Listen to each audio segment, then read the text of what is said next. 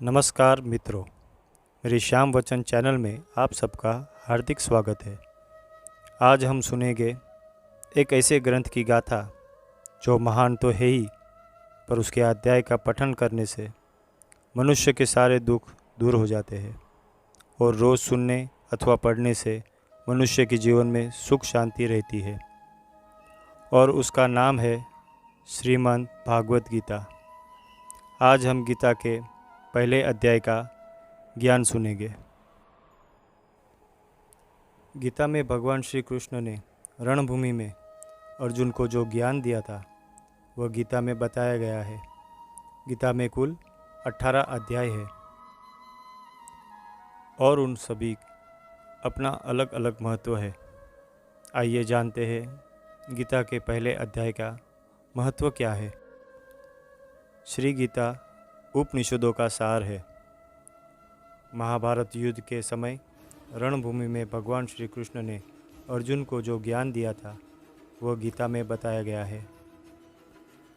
गीता में ऐसी बहुत सी बातें हैं जो मनुष्य को जीवन की नई कठिनाइयों को आसान बनाती है।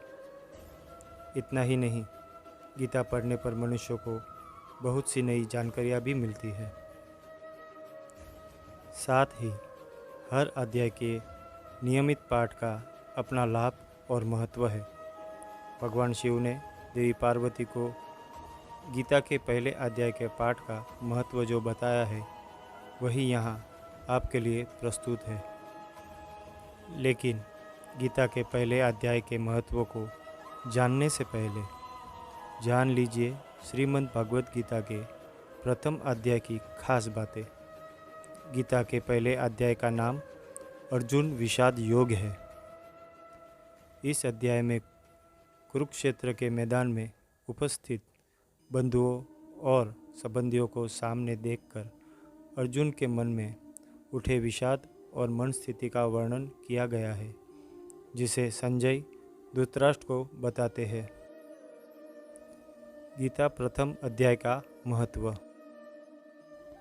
एक समय पार्वती जी ने पूछा है, महादेव जी, किस ज्ञान के बल पर संसार के सब लोग आपको शिव कहकर पूछते हैं? मुख छाला ओढ़े और अपने सभी अंगों में शमशान की विभूति लगाए, गले में सर्प और नरमुंडों की माला पहनने हुए हो, इनमें तो कोई भी पवित्र नहीं है। फिर आप किस ज्ञान से पवित्र माने जाते हैं? तब महादेव ने उत्तर दिया कि हे प्रिय, सुनो, मैं गीता ज्ञान को अपने हृदय में धारण करने से पवित्र माना जाता हूँ। इस ज्ञान से मुझे बाहर के कर्म नहीं व्यापते। तब पार्वती जी ने कहा कि हे भगवान, जिस गीता ज्ञान की आप ऐसी स्तुति करते हैं उसके श्रवण करने से कोई कुर्ताक भी हुआ है? महादेव ने उत्तर देते हुए कहा कि इस ज्ञान को सुनकर बहुत से जीव कुर्ताक हुए हैं और आगे भी होंगे। मैं तुम्हें एक पुरातन कथा कहता हूँ, तुम सुनो। एक समय पाताल लोक में शेषनाग की शैया पर श्री नारायण जी ने नींद मूंद कर आनंद में मग्न थे।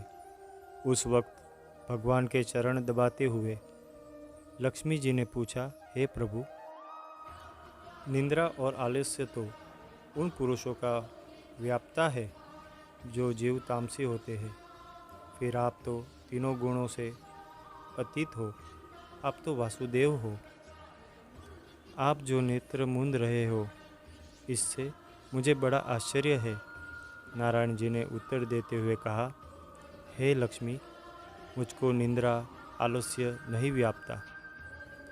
एक शब्द रूप जो भगवत गीता के उसमें जो ज्ञान है उसके आकार रूप है। यह गीता शब्द रूप अवतार है। इस गीता में यह अंग है। 5 अध्याय मेरे मुख है, 10 अध्याय मेरी भुजा है, 16वां अध्याय मेरा हृदय और मन और मेरा उदर है, 17वां अध्याय मेरी जंघा है, 18वां अध्याय मेरे चरण है। गीता श्लोक की मेरी नाड़ियाँ है और जो गीता के अक्षर है वो मेरे रोम है। ऐसा मेरा शब्द रूपी जो गीता ज्ञान है उसी की अर्थ में हृदय में विचार करता हूँ और बहुत आनंद प्राप्त होता है। लक्ष्मी जी बोली, हे श्री नारायण जी, जब श्री गीता जी का इतना ज्ञान है तो उसको सुनकर कोई जीव कृतज्ञ भी हुआ है? सो मुझसे कहो। तब श्री नारायण ने कहा, हे लक्ष्मी, गीता ज्ञान को सुनकर बहुत से जीव कृतज्ञ हुए हैं, सो तुम श्रवण करो। एक व्यक्ति था जो चांडालों के कर्म करता था और तेल नमक का व्यापार करता था। उसने एक बकरी पाली। एक दिन वह बकरी चराने के लिए वन में गया और वृक्ष से पत्ते तोड़ने लगा। वहाँ उसे एक सांप ने डस लिया, जिससे वह तुरंत मर गया। मरने के बाद उसने बहुत से नरक भोगे और फिर उसका जन्म बैल के रूप में हुआ। उस बैल को एक भिक्षु ने मोल लिया। वह भिक्षु उस पर चढ़कर सारे दिन मांगता फिरे। जो कुछ भिक्षा मांग कर लाता वह उसे अपने परिवार के साथ मिलकर खाता और वो बैल सारी रात द्वार पर खड़ा रहता। उसके खाने पीने का भी कोई ख्याल नहीं रखता था और सुबह होते ही बैल पर चढ़कर फिर मांगने निकल जाता। जब बहुत दिन हो गए तो वह बैल भूख से गिर गया, लेकिन उसके प्राण नहीं निकले। नगर के लोगों ने देखा और उस बैल को कोई तीर्थों का फल दे तो कोई व्रतों का फल दे, तब भी उस बैल के प्राण नहीं छूटे। एक दिन गणिका आई। उसने लोगों से पूछा, यह कैसी भीड़ है? तो उन्होंने कहा कि इसके प्राण नहीं निकलते, अनेक पुण्यों का फल दे रहे हैं तो भी उसकी मुक्ति नहीं होती। तब गणिका ने कहा कि मैंने जो कर्म किया है उसका फल मैंने इस बैल को दिया है। इतना कहते ही बैल की मुक्ति। तब बैल ने एक ब्राह्मण के घर जन्म लिया। पिता ने उसका नाम सुषमा रखा। उसके पिता ने उसे पढ़ाया लिखाया। उसको अपने पिछले जन्म की शुद्धा थी। उसने एक दिन मन में विचार किया, जिस गणिका ने मुझे बैल की योनि से छुड़ाया उसका दर्शन करूं। विप्र चलते चलते गणिका के घर गया और कहा, आप मुझे पहचानती है? गणिका ने कहा, मैं नहीं जानती, तुम कौन हो? तब उसने कहा कि मैं वही बैल हूँ जिसको आपने अपने पुण्य दिए थे। तब मैं बैल की योनि से छूटा था। अब मैं विप्र के घर जन्म हूँ। आप अपना पुण्य बताइए। गणिका ने कहा कि मैंने अपने जाने पुण्य नहीं किया, परंतु मेरे घर एक तोता है। वह रोज़ सवेरे कुछ पढ़ता है। मैं उसका वाक्य सुनती हूँ। उस पुण्य का फल मैंने तुम्हें दे दिया। तब विप्र ने तोते से पूछा कि तुम सवेरे क्या पढ़ता है? तोते ने कहा, मैं पिछले जन्म में विप्र का पुत्र था।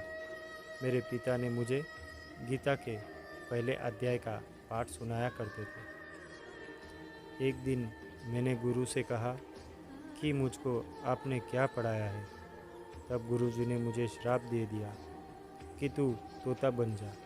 इसके बाद से मैं तोता बन गया।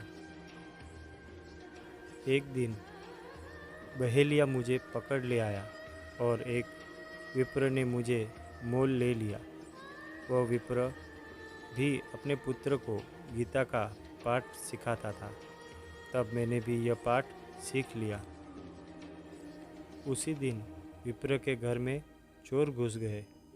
उन्हें धन तो प्राप्त नहीं हुआ, लेकिन वह मेरा पिंजरा उठा ले आए।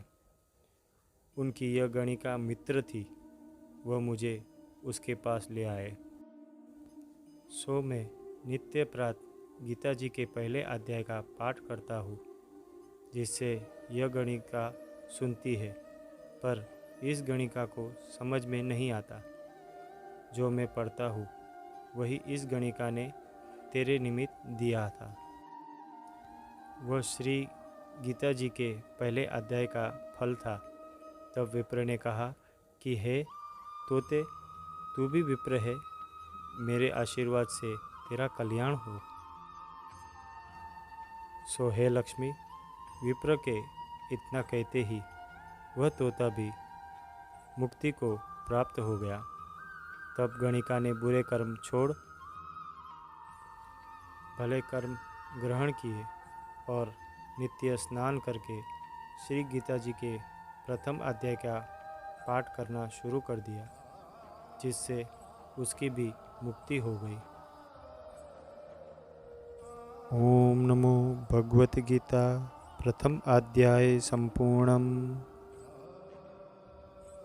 तो मित्रों, भगवत गीता के प्रथम अध्याय की यहाँ समाप्ति होती है और आपने सुना भगवत गीता का महत्व कितना है और उसके प्रथम अध्याय का महत्व भी सुनकर आपको कितनी शांति मिलेगी, ये तो वक्त ही बताएगा।